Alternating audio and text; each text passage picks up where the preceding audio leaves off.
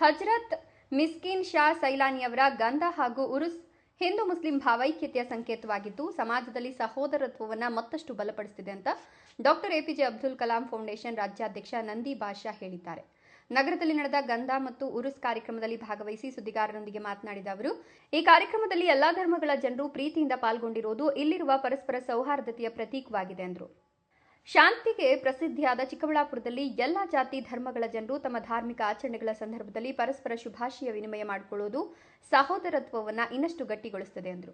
ಭಾರತ ದೇಶವು ವಿಶ್ವದಲ್ಲೇ ಶಾಂತಿಪ್ರಿಯ ರಾಷ್ಟ್ರವಾಗಿ ಹೆಸರಾಗಿದ್ದು ವಿವಿಧತೆಯಲ್ಲಿ ಐಕ್ಯತೆ ನಮ್ಮ ದೇಶದ ವೈಶಿಷ್ಟ್ಯವಾಗಿದೆ.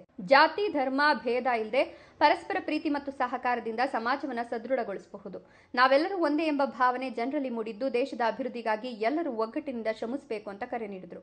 ಇನ್ನು ಹಿರಿಯರ ಪ್ರಕಾರ ಹಜರತ್ ಮಿಸ್ಕಿನ್ ಶಾ ಸೈಲಾನಿಯವರ ಗಂಧ ಹಾಗೂ ಉರುಸ್ ಹಬ್ಬವು ಕಳೆದ 700 ವರ್ಷಗಳಿಂದ ಶ್ರದ್ಧೆ ಹಾಗೂ ಭಕ್ತಿ ಭಾವದಿಂದ ಆಚರಿಸಲಾಗುತ್ತಿದ್ದು ಕೇವಲ ಚಿಕ್ಕಬಳ್ಳಾಪುರ ಮಾತ್ರವಲ್ಲದೆ ದೂರದ ಜಿಲ್ಲೆಗಳಿಂದಲೂ ಸಹಸ್ರಾರು ಭಕ್ತರು ಆಗಮಿಸಿ ಭಕ್ತಿ ಪ್ರದರ್ಶಿಸುತ್ತಿದ್ದಾರೆ ಅಂತ ಹೇಳಿದರು. 700 ವರ್ಷಗಳಿಂದ ಪ್ರತಿ ವರ್ಷ ಇವರು ಒಂದು ಗಂಧದ ಕಾರ್ಯಕ್ರಮ ನಡೀತದೆ.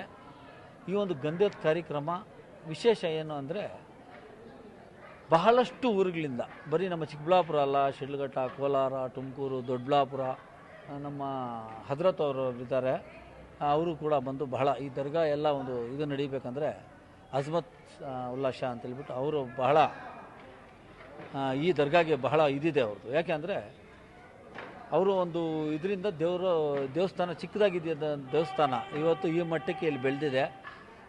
ಅವರ ಆಶೀರ್ವಾದ ನಮ್ಮೆಲ್ಲರ ಮೇಲೆ ಇರಲಿ ಅಂತೇಳ್ಬಿಟ್ಟು ನಾನು ಈ ಸಂದರ್ಭದಲ್ಲಿ ಇಷ್ಟ.